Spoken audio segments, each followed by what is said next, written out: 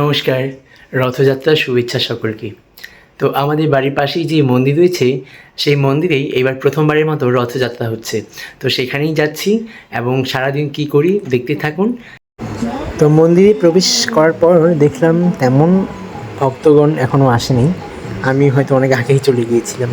তো সেখানে কীর্তন হচ্ছিল এবং রোদও ছিল অনেক, তাই আর প্যান্ডেলে না বসে বাইরেই ছিলাম। আর প্রথমেই ঠাকুর প্রণাম করে নিই এবং এদিক দেখি যে রথ সাজাচ্ছে। তো এবার যেহেতু প্রথম, খুব মহাসমারোহে হয়তো করতে পারেনি, কিন্তু যেভাবে করেছে সেটি দেখেই অনেক ভালো লাগলো প্রথমবার হিসেবে। তো আমি তো প্রতিবারই ঠাকুরগাঁও জেলার যে মূল ইস্কন কর্তৃক যেই রথযাত্রা হয় সেখানেই যাই। তো ভাবলাম যাবো, যেহেতু এখানে যেহেতু প্রসাদ দিচ্ছে, প্রসাদ খেয়েই নিই। তো সেখানে প্রসাদ গ্রহণ করার পর প্যান্ডেলে গিয়ে বসি কিছুক্ষণ, সেখানে প্রধান অতিথিবৃন্দদের বরণ করে নেওয়া হচ্ছিলো। তো এই সমস্ত কিছু দেখে বাসায় ফিরে আমি যাব ঠাকুরগাঁওয়ের যে ইস্কন কর্তৃক যেই কেন্দ্রীয়ভাবে রথযাত্রাটি বের হয় সেখানে। দেখতে থাকুন পরবর্তী ভিডিও।